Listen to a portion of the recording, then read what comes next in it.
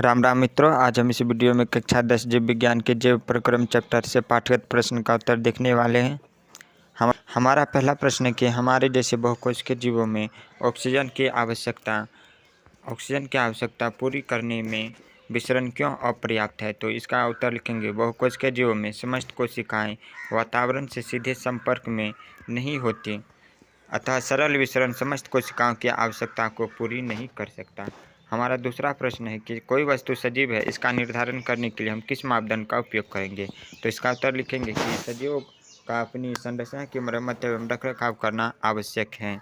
ये समस्त संरचनाएं अणु से मिलकर बनी है, इसलिए इनमें हर समय अणु को गतिशील रखने की क्षमता होनी चाहिए। अतः अदृश्य अनुगति जीव के जीवित होने का प्राण है। दूसरे शब्दों में इसे हम इस प्रकार से भी लिख सकते हैं, कोई वस्तु सजीव है, इसका निर्धारण करने के लिए हम श्वसन क्रिया मापदंड का सहारा लेंगे। चूँकि श्वसन क्रिया के दौरान ऊर्जा मुक्त होती है और ऊर्जा से हम अपने दैनिक कार्यों को संपन्न करते हैं, अतः श्वसन क्रिया मापदंड का सहारा लेकर हम यह निर्धारित करेंगे कि कोई वस्तु सजीव है या निर्जीव।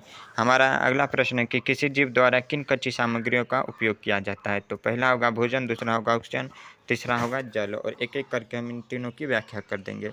भोजन के संबंध में लिखेंगे, ऊर्जा एवं पदार्थों के स्रोत के रूप में हम भोजन ग्रहण करते हैं। और ऑक्सीजन के संबंध में लिखेंगे, भोजन पदार्थों का विखंडन करके ऊर्जा प्राप्त करने के लिए हम ऑक्सीजन का ग्रहण करते हैं। यानी कि जब हमने जब प्रक्रम चैप्टर को पढ़ा था तो उसमें हमने जाना था कि जब हमारे शरीर में ऑक्सीजन जाती है तभी ग्लूकोज टूटता है, जिससे ऊर्जा का निर्माण होता है, और तभी ऊर्जा हमारे शरीर में होती है, तभी हम कोई कार्य संपन्न कर पाते हैं, अन्यथा नहीं कर पाएंगे।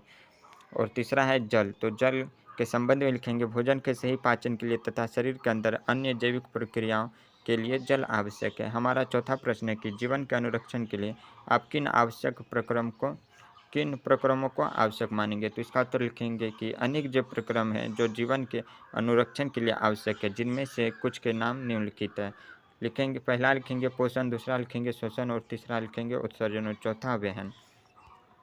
हमारा अगला प्रश्न है कि स्वपोषी पोषण तथा विषमपोषी पोषण में क्या अंतर है। तो इसका उत्तर लिखेंगे, जब हरे पादप अपने भोजन क्लोरोफिल तथा सूर्य प्रकाश की उपस्थिति में CO2 तथा जल का उपयोग करते हुए स्वयं निर्माण करते हैं, तब वे स्वपोषी कहलाते हैं।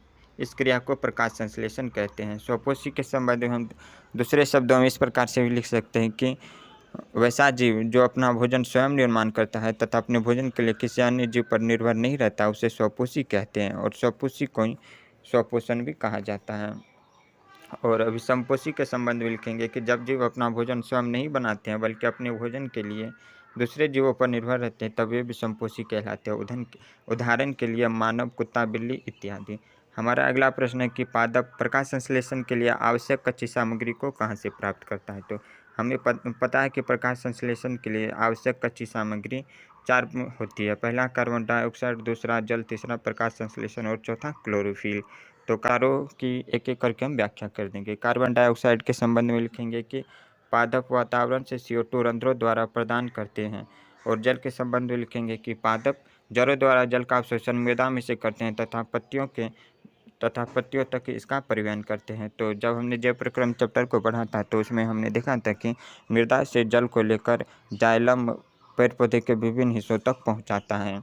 और यह प्रश्न 2 अंक आता है, तो हमें सिर्फ 2 ही उत्तर लिखना है, पहला कार्बन डाइऑक्साइड, दूसरा जल, और इन दोनों की व्याख्या कर देनी है। और अगला प्रश्न है कि हमारे आमाशय में अम्ल की भूमिका क्या है। तो इसका उत्तर लिखेंगे, यह आमाशय में अम्लीय माध्यम उत्पन्न कर देता है जो पेप्सिन एंजाइम की क्रियाशीलता के लिए आवश्यक है। और दूसरा लिखेंगे कि आमाशय में HCl यानी कि हाइड्रोक्लोरिक अम्ल भोजन के साथ आने वाले हानिकारक जीवाणुओं को नष्ट कर देता है। और हमारा अगला प्रश्न है कि पाचक एंजाइम का कार्य क्या है। तो इसका उत्तर लिखेंगे, भोजन पदार्थ प्राकृतिक रूप से जटिल होते हैं। पाचन एंजाइम जटिल अणुओं छोटे छोटे तथा सरल अणुओं में परिवर्तित कर देते हैं, जिससे कि वे क्षुद्रांत की भित्ति द्वारा अवशोषित किए जा सके। अगला मित्रों, इस वीडियो में इतना ही। आगे की वीडियो में इससे आगे के प्रश्न को देखेंगे। यदि आपको ये वीडियो अच्छी लगी तो वीडियो को लाइक कर दीजिएगा और चैनल को सब्सक्राइब कर दीजिएगा। तब तक के लिए राम राम, जय श्री कृष्णा।